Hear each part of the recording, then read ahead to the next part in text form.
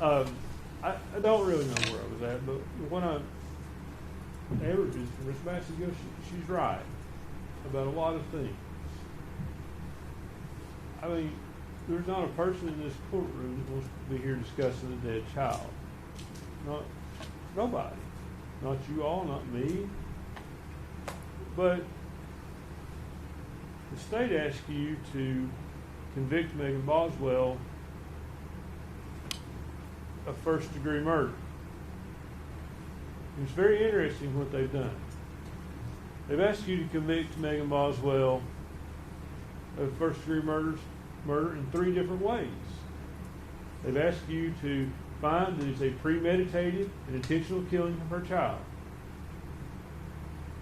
And then they're asking you to find that it's a murder that is perpetrated as part of child abuse. And then they're saying, well, if it's not that, surely it's because of child neglect. That's a problem. The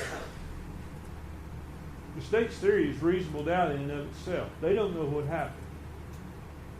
They don't know how that child died, and they can't prove how that child died.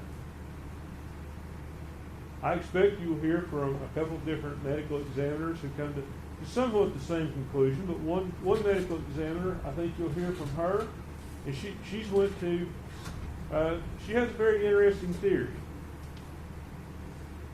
But I would suggest to you that her theory is flawed, and the proof will show you why it's flawed. Just like yesterday I was talking about in board hour, I think I asked a couple of you about the scientific method, and if you put in incorrect data, would you get incorrect results? And you will, if it's data significant. The state asks you, I anticipate this medical examiner, based on her testimony in another hearing, is going to say that this child was alive when it's placed in a trash can. But then again, the state says Megan's guilty of abuse of a corpse. Those theories are not consistent. They're not consistent with this. What the state hasn't talked to you about is the possibility of what if this was accidental? What if Megan or Hunter Wood rolled over the child in the bed? And I find this unreasonable, honestly. I find it unreasonable that you roll over on your child in the bed and you don't call 911. But I'm 49 years old. I practiced law for close to 25 years. Ms. Harper talked about yesterday how your life experiences are different. Well, mine are certainly different than Megan's. When this child died, she was 18 years old. Now, you heard about what a great father Tommy Boswell was, and how involved he was. What you didn't hear is Megan had that child because while she was in foster care. That's how involved Tommy Boswell was. She was in foster care when she had the child. I think you'll hear a lot in this trial about how she came up. And I like to tell people, and I do tell people, I've never had a hard day in my life. I've never went hungry. I've never not had a place to live. I've never fought a war, and I've never lost a child. And I can't put myself in the position of someone who has lost a child. But that's what I'm going to ask you to do. Put yourself in Megan Boswell's position. She's 18 years old. She's got an older boyfriend. We expect the proof will be that he tells her, don't involve me with this. I don't want to be involved. Because they're scared you're going to get charged with something. That's going to be the proof in this case. And my reaction and your reaction would be different. I would certainly call 911. But I'm not 18 years old. And sometimes I think back to myself and I say, I would have called 911 at 18 years old. And I probably would.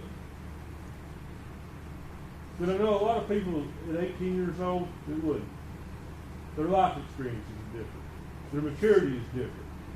If any of you have kids, some of you probably know that.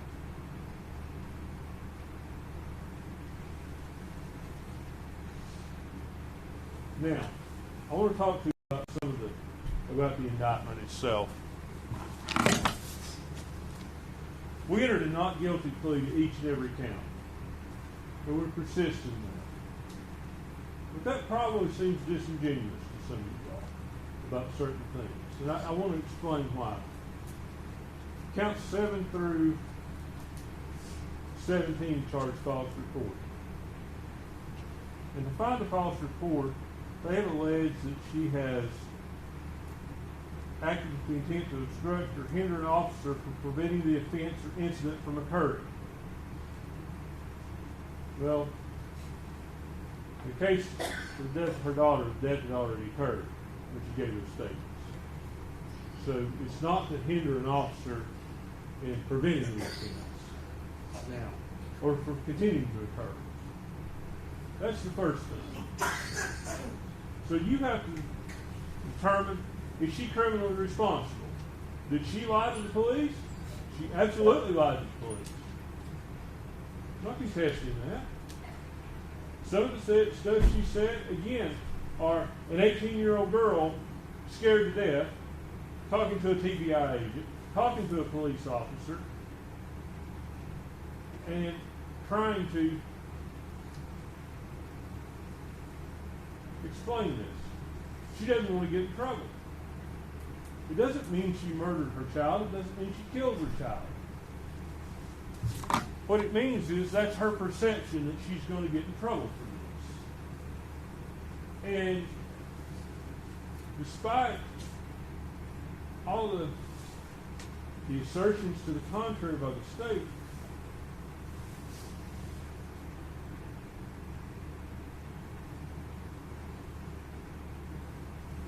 this is a trial, and I want to choose my words carefully. Ms. Massengill talks about Evelyn. How to get this right for Evelyn. Get justice for Evelyn. Now, I want you to hear me out before you judge my statement. There's nothing you all are going to do that's going to change anything for Evelyn. Not a thing. The child is gone. Your job here today, and in the coming days and weeks, is going to decide whether Megan's actions are criminal or whether they're not criminal. I'm not asking you to find her innocent of anything, because that's not your function. Your job is to determine whether the state can prove beyond a reasonable doubt and to a moral certainty that she committed each and every element of the offenses charged. And you're not going to be able to do that. Their theories are absolutely inconsistent. Premeditated murder, oh well, if we can't prove that, maybe we'll get her by neglect. And I would suggest to you that the investigation into this case, once it focused on Megan Boswell, it focused on Megan Boswell.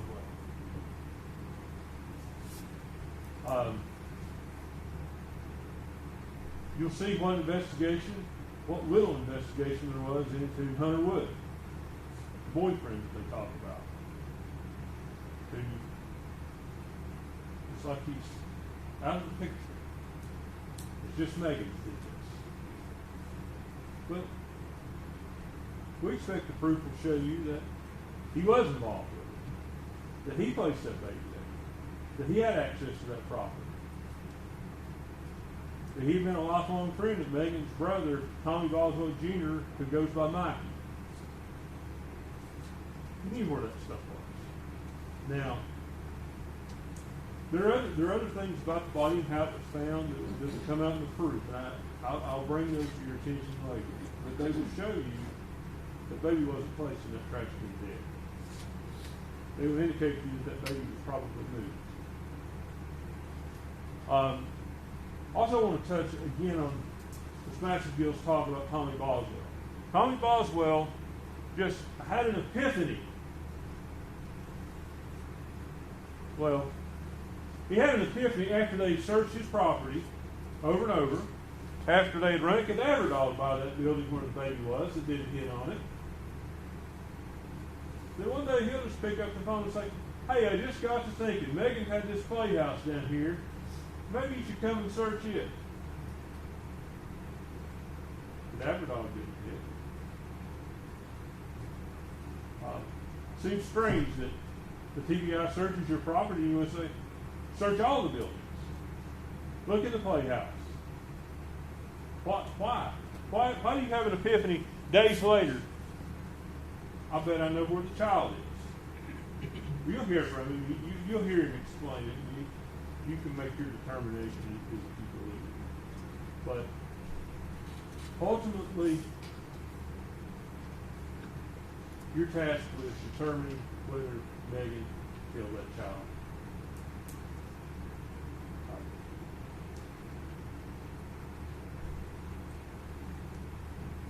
The child could have died of sudden infant death syndrome. It's on the upper range of sudden infant death syndrome, but it's still there. And that child, I think that child's date of birth is the middle of November. So when we say a 13-month-old child, the child was barely 13 months. Could have died from that. It could have died from someone rolling over him, as they believe. Just negative. And certainly, disposing of that body the way it was disposed of is not excusable. It doesn't excuse anything. It doesn't make it right. It doesn't mean she's murdered. It doesn't mean that. I want to talk to you about the last count that we pled not guilty to on abuse or failure to report a suspicious death. And as indicted,